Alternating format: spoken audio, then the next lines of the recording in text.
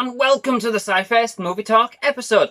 In this episode, I'll be discussing the 2002 Mike Myers spy movie spoof and sequel to the original Austin Powers movie, 1997's The International Man of Mystery, and its subsequent follow-up, 1999's The Spy Who Shagged Me, Austin Powers in Goldmember, with Roach once again taking up the director's chair.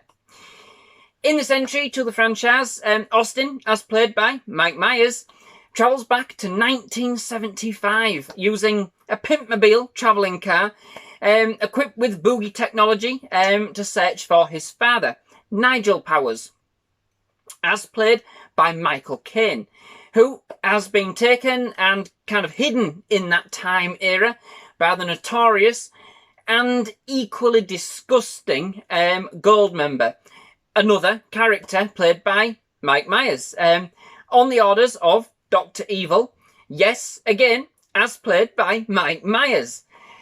It is here that he meets Foxy Cleopatra, as played by Beyoncé Knowles, working for the FBI as an undercover agent in Goldmember's roller disco lair.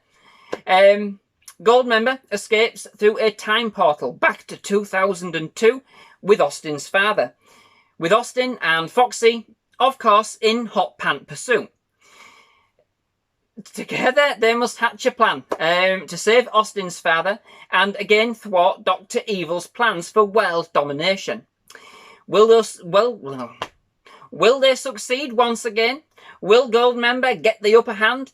And will Scott Evil, as played by Seth Green, ever follow in his father's footsteps? So, if I'm honest and not totally tongue-twisted by now, I am all kind of turned around with where I actually thought I was going to go with this movie based on when I actually did first watch it when the film was released. For me, it had kind of always been the weaker of the three movies and very much the most forgettable, to be quite fair, you know? That is until I actually watched it for this review. And after having watched the three movies pretty much back to back, I actually found this to be quite an entertaining entry into the franchise overall, and very much on a par with the original sequel, The Spy Who Shagged Me. Still nowhere near the level of the original movie for me, but a lot better than I actually had remembered it, for sure. Where the second film kind of fell flat in places, this one actually picks up, and to be honest, vice versa on the other elements. There is a lot more character play in this movie than in the second, which was a pleasure to watch, but not nearly enough screen time for Austin himself, which was a shame. In this, he almost seemed like his own side character, to be fair, and pretty much redundant, all told.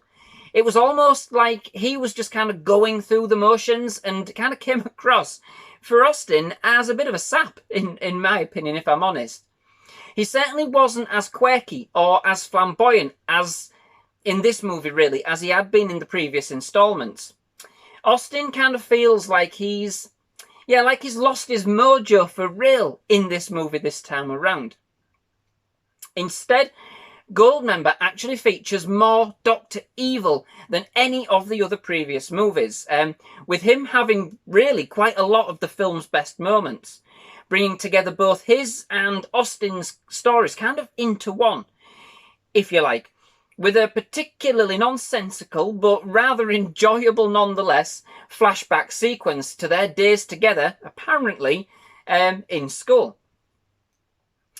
The film does kind of feature more of the parody, which made the first film great, with a number of excellent skits featured around the likes of 1991 Sounds of the Lambs, 1982's Annie, the classic Godzilla franchise, and the 1967 Bond movie You Only Live Twice, to kind of name but a few. Indeed, the movie's title itself is a play on words, of course, from the 1964 James Bond movie Goldfinger. The film itself is almost a parody of itself, intertwined into another movie that kind of sort of fits in and around the movie itself. One called Austin Pussy, which again is, of course, a play on words from the 1983 James Bond movie, Octopussy, which basically kickstarts this movie with a real big Hollywood number, being a very star-studded affair with the likes of Tom Cruise, Gwyneth Paltrow, Danny DeVito, Quincy Jones, and even Britney Spears and even Steven Spielberg making cameo appearances in this movie. In this respect, some of the jokes do seem more thought out this time around than they did in the second one, and very character-centric. In fact, some of those involving Mini-Me were genuinely quite funny this time around. Obviously, Mini-Me played by Verne. Following the kind of degrading nature of those in The Spy Who Shagged Me, I felt they were a lot better in this one. Now, that's not to say that there aren't some lowbrow and degrading jokes in this movie too. It certainly features those. But if I'm honest, it does feel a lot more balanced this time around in this respect. Even for the likes of Fat Bastard, again, played by Mike Myers, which who also makes another appearance in this movie, who is still slobbish and repugnant, but at the same time, also trying to make something of his life, which I did actually think was a real nice touch overall. But yes, I am afraid it's still kind of a mixed bag overall. Still kind of having a number of jokes aimed at making light of personal deformities, including one about a mole, which quite frankly had too much screen time, went on far too long, simply wasn't that funny. For as many smart and funny moments there are in this movie, there are those that are cringeworthy too. But yes, on The Promise, again, moving on the golden days of disco, I mean, set in 1975, I also kind of did feel a little let down. The film spends nearly no time at all in 1975, missing a few tricks in that respect, if I'm honest. It would have been great to see Austin interact with yet another era that he hadn't actually lived. And, I'm sure that the fashion, the icons, the music would have made for some great parody through and through. But alas, like I said earlier, this film concentrates more on Dr. Evil, and as such, Austin's kind of time-travelling journey is more of a sidebar, just to basically pick Foxy up, than anything else. It just seemed like more of an excuse in this respect than really adding anything new to the story that couldn't have been done in 2002, other than allowing Beyoncé to give us her rendition of a disco mega mix. And that does bring me on to another thing. Well, maybe, I suppose, the least said about Beyoncé's acting here, the better. Now, we know she can act. 2006 Dreams Girl, 2006's Dream Girl, that's going to go on the bloopers, is an absolute prime example, but just not here. Compared to her two predecessors, her character is lacking oomph, and really the on-screen presence required to really balance against Austin's ego. Well, when that's actually noticeable. But not all is lost with the new characters, And this is where I get started. Michael Caine, simply superb. In fact, he stands out by far the best role in the film, if I'm honest. The way they work him in as a more kind of experienced gentleman spy than Austin, and how the comedy plays out in this respect, is excellent. It's a breath of fresh air. And then when they kind of get together and start talking proper English, that had me in stitches. And what made it even better is that they played to Michael Caine as an actor. I am sure there was even a nod to the 1969 movie The Italian Job, in which, of course, Caine starred, with Nigel Power's spy car of choice being a Mini, with chase scene included.